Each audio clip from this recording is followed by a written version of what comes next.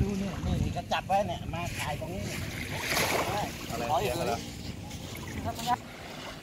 อันนี้พวกนี้ตัวอะไรพี่เป็นเพียงครับเป็นเพียงตายหมดเลยเหรอครับทั้งหาดเลยเหรอครับผมอันนี้เป็นดูถึงความอุดมสมบูรณ์ของหาดได้เลยนะพวกเพียงเนี่ยถ้าที่ไหนมีเพียงคือหาดสมบูรณ์แต่ในกรณีเนี้ย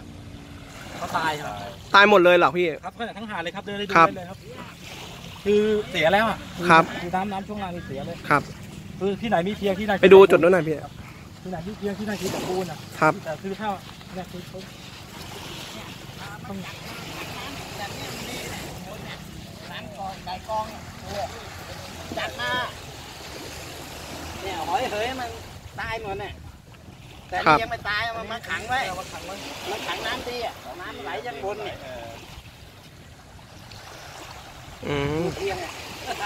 นี่เขาเอามามันขึ้นมาจากทะเลเลยเขาไปจับมาแล้วมาขังน้ำตรงนี้ไงน้ำตรงนี้กัน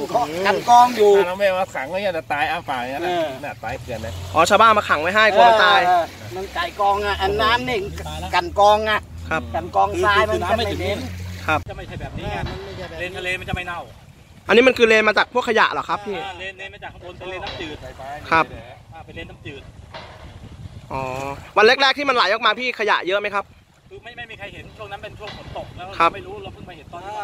เพิ่งมาเห็นครับ4-5 วันนี้แล้วเนี่ยเพราะช่วงที่ลงครั้งแรกอะทะเลยังไม่เน่าจะไม่มีกลิ่น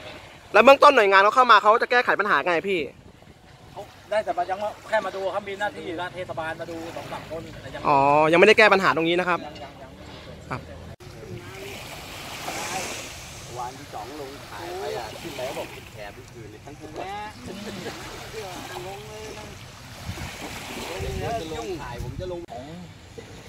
เลนในท่อแล้วพอช่วงน้ำฝนตกน้ำทะลักปุ๊บอะมันทะลักลงแล้วชาวบ้านเดือดร้อนไหมพี่เบื้องต้นนะฮะเบื้องต้นนี่คือชายหาดทั้งหมดทั้งบนไม่เป็นทั้งหาดเลยนะครับตอนนี้น่า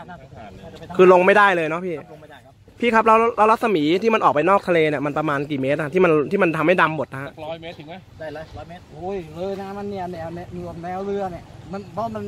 ร้านนั้นมันจะเลยไปเรื่อยมันจะออกไปเรื่อย150 เมตรครับเนี่ยแนวเรือเนี่ยแนวเรือประมาณ200 เมตรนะครับครับพี่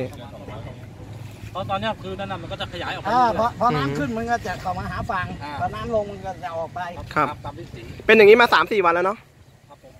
ครับหลังจากน้ำท่วมฝนตกใหญ่ครับพอน้ำก็ลงฝนตกประมาณ1-2 วันก็คือการปรับครับพี่อ๋อคือมันมาท่อระบายน้ำเนาะครับท่อระบายน้ำแล้วช่วงนี้ฝนตกทุกวันเลยเหรอพี่ก็ลงเบามากทุกวันครับเบามากหนักมากมันก็เลยเกิดปัญหานี้ครับเนี่ยเลนดูช่วงน้ำฝนที่มันลงหนักๆอ่ะมันจะเอามาจากข้างบนท่อน้ำทิ้งทั้งหมดที่เน่าท่อมันไหลมาตรงไหนพี่ตรงบางเลย2 ที่ตรงนี้ที่นึงแล้วก็ตรงที่นึงตรงไหนครับพี่ตรงปลายตรงระหว่างนี่แหละตรงปลายเขื่อนนู่นเลยเหรอครับพี่ใช่มันเป็นอย่างนี้มากี่วันแล้วครับพี่น่าจะ3-4 วันเนี่ยวันที่3ที่เยอะ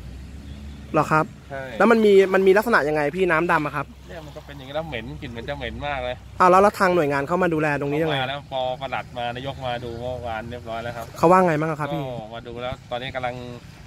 ประสานงานอยู่ว่ามันเกิดจากตรงไหนแน่คือดูแล้วตอนนี้มันไม่ได้ไหลมาจากทางนนทเชียร์หรอที่ว่ามันมีปัญหาน้ำดำพี่เราก็ไม่รู้ไงเพราะว่าได้ไปเพราะว่าทางผู้ใหญ่เขาติดต่อประสานงานกันอยู่แหละแล้วนักท่องเที่ยวที่เขามาเที่ยวเขาทำไงพี่ตอนนี้คือลงหาดไม่ได้เลยครับเมื่อวานเขาประกาศห้ามไหมไม่ให้ลงหาดฮะเทศกิจเขาประกาศห้ามประกาศห้ามแล้วเนาะใช่ครับใครอยู่หาดเมื่อวานก็เรืออะไรก็เป็นมา3-4 วันแล้วใช่ไหมครับพี่ใช่เพิ่งวันนี้วันที่ชัดเจนเมื่อวานกับวันนี้ครับที่เริ่มดำมากๆนะครับที่จะเริ่มดำตอนแรกก็นึกว่าน้ำทะเลมันขุ่นไงครับทำไมมันเริ่มดำมาเรื่อยๆ